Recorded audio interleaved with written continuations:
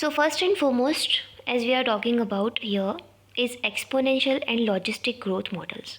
Logistic और exponential growth models को समझने से पहले ये समझना होगा कि व्हाट इज़ ग्रोथ मॉडल और ग्रोथ प्लॉट और कर्व.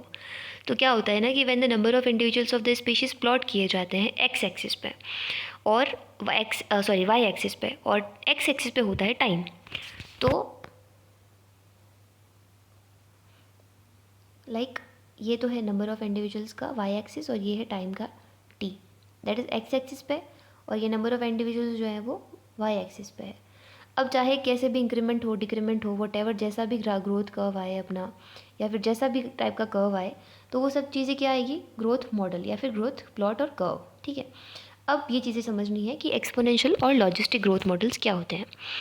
तो ये दो टाइप के होते हैं ग्रोथ मॉडल्स. पहली बात ये तो समझ में आएगी आपने को. अब अपन बात करेंगे एक एक के बारे में, मतलब कंपेयर करते हुए. तो एक्सपोनेंशियल ग्रोथ मॉडल्स क्या है कि एक्सपोनेंशियल ग्रोथ होना किसी भी पॉपुलेशन की, वो ये रेफर करता है कि ग्रोथ जो हो रही है, मतलब उसकी जो रेट है, ग्रोथ की जो रेट है, वो डायरेक्टली प्रोपोर्शनल है साइज़ ऑफ द पॉपुलेशन के over a specific period of time. यानी कोई भी पर्टिकुलर टाइम दे दिया, उसमें साइज़ ऑफ द पॉपुलेशन कितनी इंक्रीज़ हुई या फिर उसकी जो रेट थी, यानी इंक्रीज़ होने की जो रेट है, proportional to the size of the population over a specific period of time. Next one logistic ये कहता है उल्टा, मतलब उल्टा तो नहीं बट थोड़ा different. Logistic growth refers to a population growth whose rate decreases with the increasing in number of individuals. इसकी रेट कम होती है नंबर ऑफ इंडिविजुअल्स जब इंक्रीज होते हैं. यहाँ पे पॉपुलेशन साइज़ का भी रिलेवेंस है, लेकिन नंबर ऑफ़ इंडिविजुअल्स की कंपैरेटिवली अपन कह सकते हैं कि नंबर ऑफ़ इंडिविजुअल्स इंक्रीज़ हो रहे हैं तो ग्रोथ रेट जो है वो डिक्रीज़ होती है पॉपुलेशन की. ठीक है, लॉजिस्टिक ग्रोथ में ये होता है. अब एक्सपोनेंशियल ग्रोथ जो है वो उसका जो कर्व है वो जे शेप का होता है, जबकि लॉजिस्टिक का जो ग्रोथ कर्व है वो सिग्मॉइड शेप का होता है. एक्सपोनेंशियल का जो है मॉडल वो डिपेंड करेगा साइज़ ऑफ द पॉपुलेशन पे. लॉजिस्टिक मॉडल डिपेंड करेगा on the size of the population, competition and amount of resources. Amount of resources और कंपटीशन दोनों ही इंपॉर्टेंट रोल प्ले करेंगे यहाँ पे, क्योंकि इनके रिसोर्सेज आगे जाके अपन को पता चलेगा कि लिमिटेड होते हैं, और इसी वजह से इनके जो रिसोर्सेज के कारण, मतलब अमाउंट ऑफ रिसोर्स कम होगा तो कंपटीशन इंक्रीज़ होगा स्पीशीज़ के बीच में, तो उसकी वजह से उनकी जो ग्रोथ है वो बहुत ज़्यादा इफेक्ट होगी कहीं ना कहीं. Next we can say that exponential growth models occurs when the resources plentiful हो, यानी सफिशिएंट है, और लॉजिस्टिक के अंदर जो रिसोर्सेज हैं वो थोड़े लिमिटेड हैं.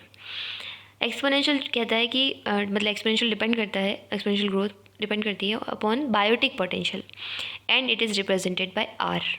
बायोटिक पोटेंशियल जो है वो रिप्रोड्यूसिंग एबिलिटी और कैपेसिटी इन सबसे रिलेवेंट होता है थोड़ा बहुत, जबकि लॉजिस्टिक ग्रोथ मॉडल जो है वो डिपेंड करेगा upon the carrying capacity and it is represented by K. Next one is exponential model has 2 phases, that is lag phase and log phase, जबकि लॉजिस्टिक मॉडल के अंदर 4 phases होते हैं, lag phase, log phase, deceleration phase and stationary phase.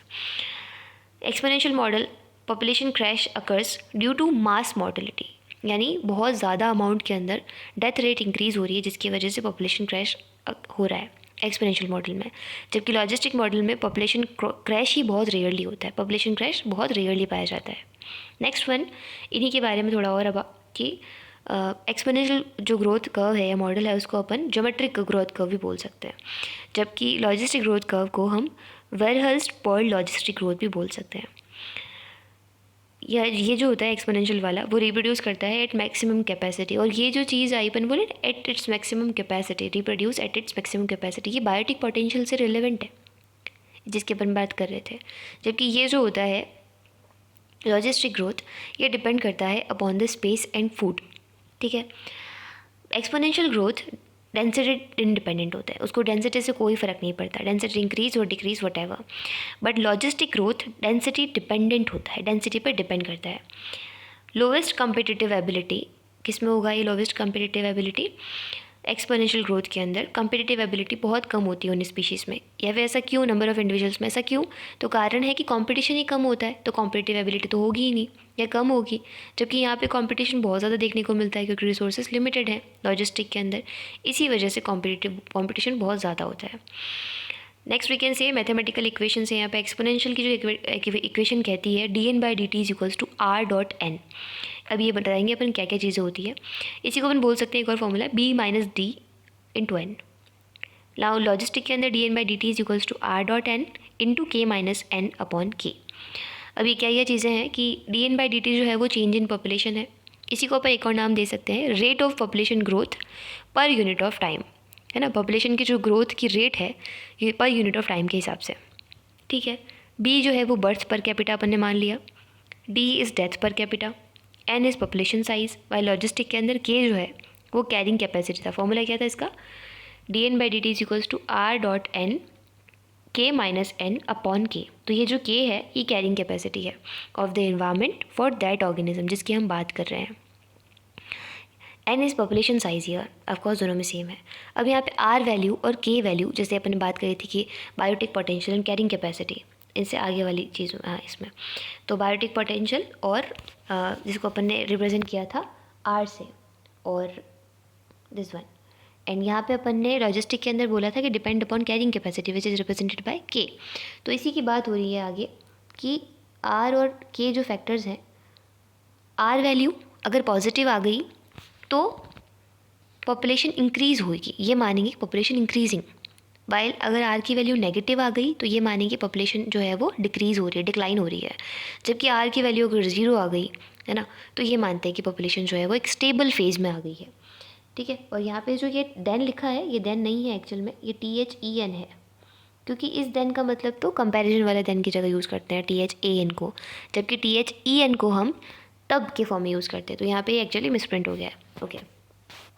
Next one is K value. K value के अंदर क्या होता है, कैरिंग कैपेसिटी वाली। सपोज करना है K की वैल्यू 7 है, एक एग्जाम्पल के फॉर्म में मान सकते हैं, तो अभी आगे उसने कुछ फॉलो ही नहीं किया। N की वैल्यू मान लिया अपन ने क्या है, कम है, यानी पॉपुलेशन साइज जो है कैरिंग कैपेसिटीज़ क्या है, कम है, तो पॉपुलेशन डिक्रीज़ होगी, ये मानेंगे। पॉपुलेशन साइज अगर कैरिंग कैपेसिटी से ज़्यादा है यानी कि N की वैल्यू K से ज़्यादा है तो मानते हैं पॉपुलेशन डिक्रीज़ हो रही है। जबकि N अगर K के इक्वल आया है तो ये मानते हैं कि पॉपुलेशन जो है वो एक स्टेबल फेज़ में चली गई है। तो दोनों के अंदर थोड़े से फैक्टर्स का डिफरेंस है, एक में K वैल्यू के हिसाब से और N और K ऑफकोर्स लॉजिस्टिक और N और K को मानते हैं अपन यहाँ पे।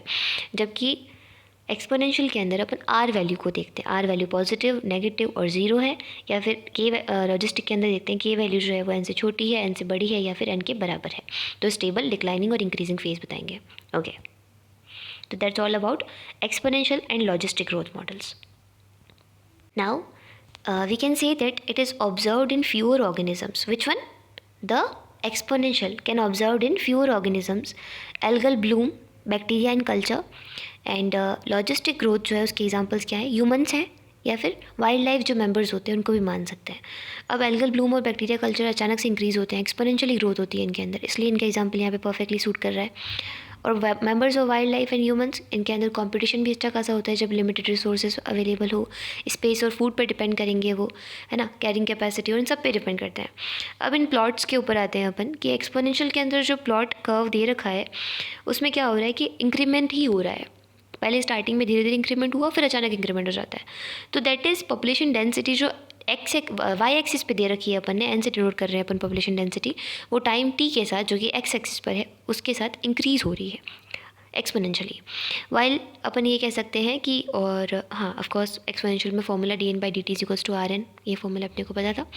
लॉजिस्टिक के अंदर पॉपुलेशन डेंसिटी जो है n, वो टाइम t के साथ पहले इंक्रीज़ हुई, उसके बाद डिक्रीज़ होगी और फिर जाके एक स्टेशनरी फेज में आ गई। So that's all about exponential logistic growth models.